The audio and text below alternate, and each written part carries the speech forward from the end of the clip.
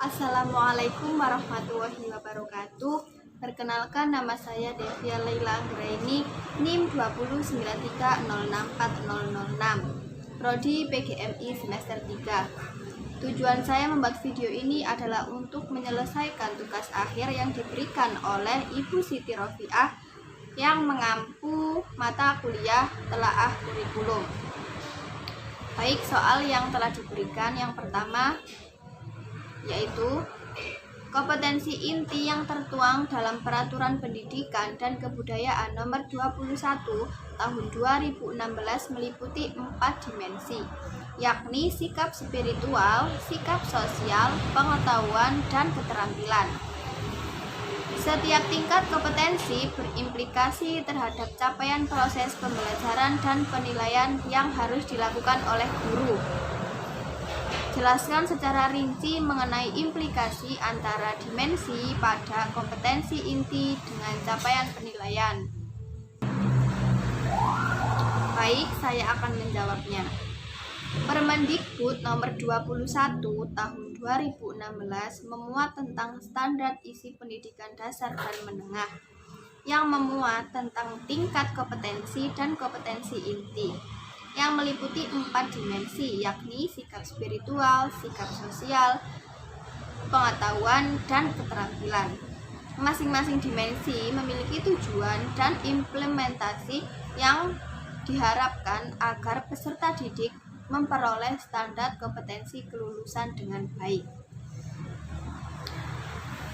Sikap yang pertama yaitu sikap spiritual. Sikap spiritual dapat diperoleh melalui aktivitas seperti siswa mampu menerima, siswa mampu untuk menjalankan, siswa mampu untuk menghayati, dan siswa mampu untuk mengamalkan.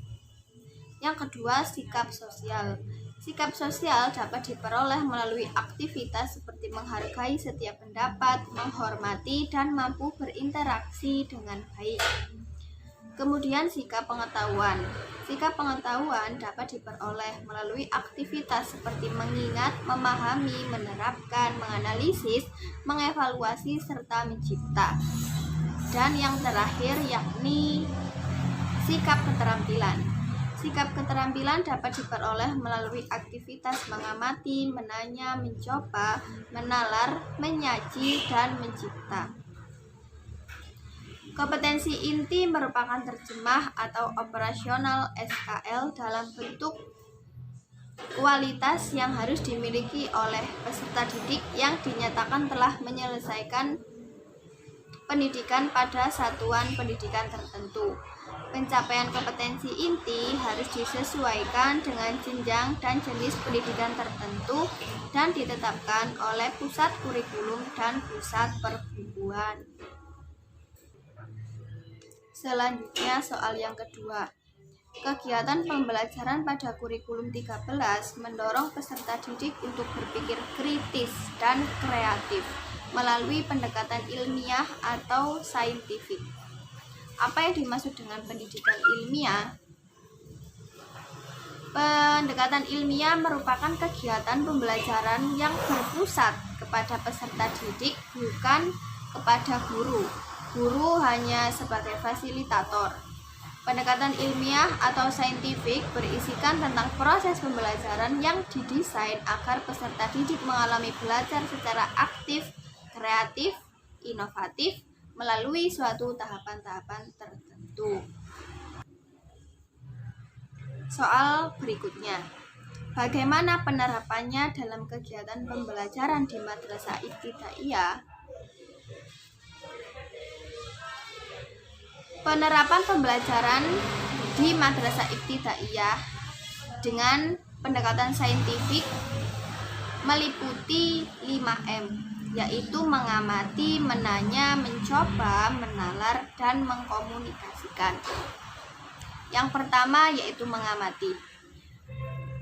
Tahap ini siswa dapat mencari dan mengamati. Misalnya, contohnya mengamati tumbuh-tumbuhan yang berada di sekitar lingkungan sekolah secara berkelompok. Yang kedua yaitu tahap menanya. Guru dapat mengajukan pertanyaan atau masalah yang terkait dengan data dan informasi yang dikumpulkan. Contohnya, apa nama tumbuhan yang kamu ketahui? Warna apa tumbuhan tersebut? Tahap yang ketiga yaitu tahap mencoba. Siswa dapat mencari informasi dari berbagai sumber mengenai proses perkembangbiakan tumbuhan. Yang keempat yaitu tahap menalar. Tahap menalar ini setelah mencari informasi data yang didapat, siswa mendiskusikan hasilnya dengan teman sekelompoknya. Kemudian siswa dapat mencari bunga di lingkungan sekolah dan mengamati bagian-bagiannya. Kemudian siswa menggambar bagian-bagian bunga tersebut. Dan tahap yang kelima yaitu tahap mengkomunikasi. Tahap mengkomunikasi ini siswa dipersilakan untuk menyampaikan hasil kerja kelompok mereka secara lisan di depan kelas masing-masing. Soal yang ketiga. Pada penerapan abad ke-21 ini, kurikulum di madrasah dirancang berdasarkan pada beberapa hal, yakni klasifikasi nilai, pendidikan karakter, literasi sekolah, dan high order thinking skill. Apa yang dimaksud dengan high order thinking skill? Ya, yang dimaksud dengan high order thinking skill yaitu pembelajaran yang dirancang dan dilakukan untuk mengembangkan kemampuan peserta didik agar memiliki keterampilan berpikir tingkat tinggi. Kemudian sebutkan strategi pembelajaran yang dimiliki oleh kriteria HOTS. Strategi yang dimiliki oleh kriteria HOTS ada 6. Yang pertama yaitu strategi untuk menganalisis. Guru mampu memberikan stimulus seperti pertanyaan atau masalah atau kebijakan, penelitian, percobaan, dan hasilnya. Kemudian guru menanyakan inti dari masalah tersebut. Yang kedua yaitu strategi mengevaluasi. Guru dapat memberikan beberapa bahan dan siswa diminta memberikan penilaian terhadap bahan itu sesuai dengan tujuan pembelajaran.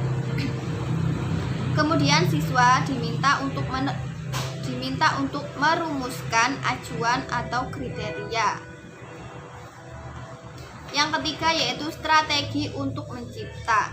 Guru bisa memberikan tugas ke siswa untuk memecahkan masalah sehingga siswa mencari solusi atas masalah, merencanakan serangkaian langkah untuk mencapai tujuan atau menghasilkan sesuatu yang diinginkan. Yang keempat yaitu strategi penalaran atau logika. Guru meminta siswa untuk menuliskan contoh-contoh sesuai dengan konsep tertentu. Guru juga bisa meminta siswa untuk membuat contoh-contoh sesuai dengan konsep pembelajaran. Yang kelima yaitu strategi pemecahan masalah atau yang disebut dengan problem solving. Guru memberikan masalah kepada siswa dan meminta siswa menyelesaikan masalah tersebut sesuai dengan langkah-langkah yang telah diberikan. Kemudian guru juga melakukan evaluasi terhadap kinerja siswa dan memberikan umpan balik terhadap pekerjaan siswa. Dan yang terakhir yaitu strategi berkreativitas dan berpikir kreatif. Siswa mengerjakan tugas yang diberikan oleh guru dan mereka juga menyajikan kepada guru atas hasil pekerjaan mereka. Guru melihat apakah yang telah mereka kerjakan dan sejauh mana hasilnya memenuhi persyaratan tugas dan menunjukkan apa yang bisa mereka lakukan sebagai umpan balik. Kemudian yang terakhir, bagaimana menerapkan strategi pembelajaran berbasis HOTS pada kegiatan pembelajaran. Nah, penerapan strategi ini bisa dilakukan dalam yang pertama yaitu berfokus kepada pertanyaan. Yang kedua, menganalisis atau menilai argumen. Yang ketiga, dapat mendefinisikan konsep. Yang keempat, menentukan kesimpulan. Yang kelima, menggunakan analisis yang logis. Yang keenam, memproses dan menerapkan informasi. Serta yang terakhir, menggunakan informasi untuk memecahkan masalah. Terima kasih, sekian jawaban yang dapat saya sampaikan. Kurang lebihnya saya mohon maaf. Wassalamualaikum warahmatullahi wabarakatuh.